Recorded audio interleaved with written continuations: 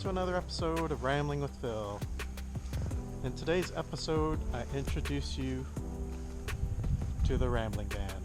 So if you've been watching my videos, you know that we've been looking for a Sprinter van to convert into a conversion van. Well, in the second video of the series, we did find a Sprinter van. This is a 2005 Dodge Sprinter 2500. It has the 2.7 liter 5-cylinder diesel engine, has 220 some odd thousand miles on it, and it needs a little bit of work. But we only got it for $3,800, and it has been in the shop for about 2 to 3 months for some engine issues. There are some issues with the van itself. You may notice there are some cracks on the windshield. And you may also notice there is some rust around the windshield. It does need a paint job. I did replace the lenses. These were the old headlight lenses were really dull. They're plastic. And they were probably original, so after 15 years, and if you're not really taking very good care of it, or most people don't really worry about the lenses on the headlights. So I have actually painted the bumpers already. Okay, it does have power door locks. The back sliding door has some issues. So this is the interior. It's actually quite clean. This is a little loose, so we'll have to fix that. Now, if you have been watching my videos, you know that when we looked at this, that it did have some issues with the air conditioning. So yes, we did have to deal with that. The air compressor was bad, and also the control board, which is controlled by this. The control board was bad. It had I guess some of the connections, or all the soldering was cracked. So that's all been dealt with, and we do have working air conditioning now. The seats are in reasonable shape, but we are going to get new seats. I mean, the armrests don't look very good, but now the steering wheel's in rough shape, so we are going to have to do something about that at some point. But there are a lot of things that do need attention. The radio does work though. So looking at the back, you'll see it's been actually, a lot of things have already been stripped out of it. The previous owner had bought it for a conversion himself, but ultimately he ended up deciding it was just, he just had enough and he was done with it. But the inside's pretty clean. We have actually gone ahead and kind of placed a few things out on the floor. I do see there is a little bit of water back here on the floor. Not sure where the leak is coming from. I do know that there is a leak coming from the door itself. It is actually a fairly common problem. There is a leak. Usually the water gets in through the door handle and then comes down here, and then just kind of makes its way down the door and out. So that's something we'll have to put a little more attention into before we actually get this van build complete. The previous owner did install this Max Air fan, and obviously it's not hooked up yet, but you can manually open it.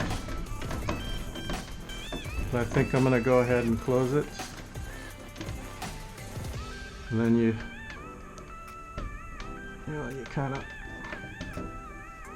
close it, and then you push that up to lock it in place so that it doesn't blow itself open. So the way we've got this planned right now, and it's all very conceptual, but this is where the shower and toilet are going to go. We're going to have a sink right there, and then Emily's chair is going to be right there. And then we're going to have sort of a U-shaped bench seating with a table in the middle, and there's also going to be another cabinet here. We're probably going to put our battery and the solar controller in this area here. We are going to wire this up for solar, And this bench seating banquette is going to be raised a foot to give us a garage and allow us some storage underneath the seating. And actually the other thing we're going to do, because we're raising the seating, normally with regular seating the seat would probably go to about here, but we're going to raise it a foot, which brings it level with this. By doing that, we're actually going to, instead of having the walls, you know, have the framing come here, what we're going to do actually is have basically a bump out at this location where the bench is, and that bench is going to convert to a bed. So that's actually going to give us a few more inches over here, and it's going to give us almost 6 feet across. So let's go ahead and get that closed. So one of the other things is that door it's a little tough to close. You know, this is the outside, and this is the patch that they did with rivets. Now there is an issue, I believe, with the door sensor, similar to this one. That's what it looks like, and we are going to go ahead and have it painted. This van has had a few issues with it. One of the things I've had to deal with, you know, if you've been watching our video, is obviously the air conditioning. So the air conditioning was taken care of. The mass airflow sensor was an issue. It was all kind of gummed up. But the reason it was all gummed up was because the turbocharger was kind of malfunctioning. The turbocharger, you know, spins like on a turbine, and the turbocharger, the bearings were kind of getting worn out. So what was happening was the oil, and I guess oil gets run through the turbocharger, or at least through a portion of it. The oil was getting into the air. You know, the turbocharger basically pushes air through your system a lot quicker to the, you know, air intake, and so it was pushing oil into the air intake system, and it was causing basically oil to get gummed up in the mass airflow sensor. Now that was also the reason that the car was smoking.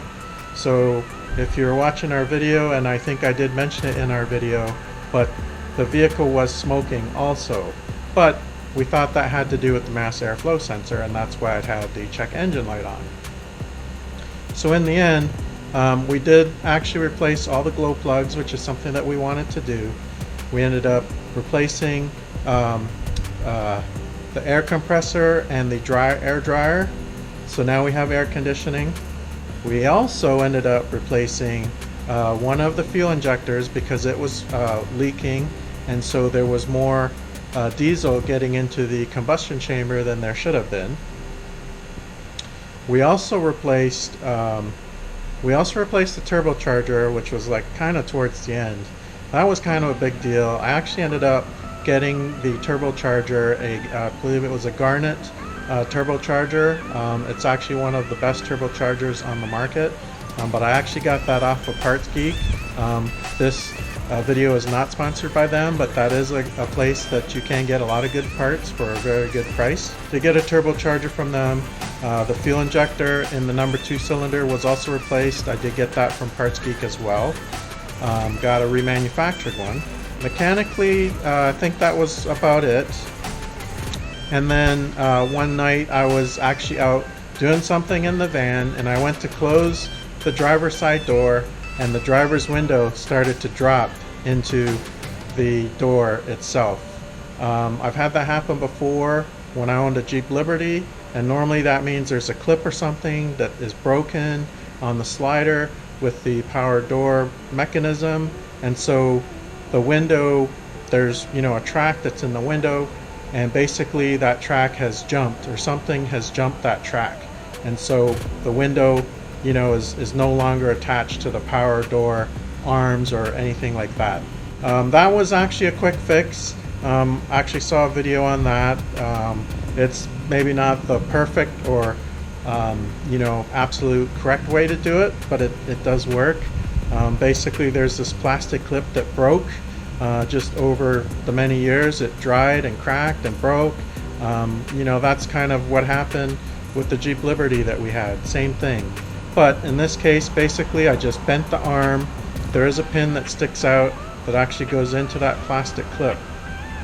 And what I ended up doing was I just bent the arm so that that pin from the arm goes into the slider or into the track on the bottom side of the window. And so now, because it's bent, it's always pushing and there's pressure so that that pin always stays in the track. So that was the last thing I did. Of course, I have to replace the door ajar sensor. That costs $12 from the dealership, not a lot of money. So I'm going to do that and try and see if that helps with the door locks. We are going to get it painted. I did paint the bumpers myself, you know, just spray cans from spray can bumper paint that I got from Lowe's. And we are taking the van this week to go get it painted at Maaco. It's not going to be the most amazing job, but it's going to be a decent job. But it is going to cost us a little over $3,000 to get that done. But we are going to paint it so that it's not just white. And we are going to paint it a pewter color. And they're going to have it for like 3 weeks or something like that. That's going to make it look like a lot better than it is, because right now it looks pretty rough. So just imagine that white is going to end up being like a pewter. I am also going to paint the wheels black, and then I'm also going to plasti dip the front grille so that it's black. Once we get through all that, I think we ought to be in really good shape at that point, at least as far as the outside goes. The windshield, there is a lot of rust around the windshield, and so the windshield had to be replaced anyway. They're going to do that while it's in the shop for paint, and they're also going to take care of the rust around the windshield. So once we get the outside all painted and nice, then we're going to have to deal with the inside, and you know, that's when we're going to do the real build. Right now it's all about getting the outside looking good.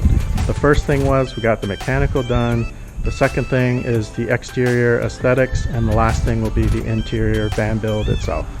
So I hope you enjoyed this little introduction to the Rambling Van. I don't have a name yet, but if you've got some suggestions, please leave a comment below. If you like my video, please give me a thumbs up, and don't forget to subscribe to my YouTube channel if you haven't already. And go ahead and ring that bell to get notified every time a new video has been published.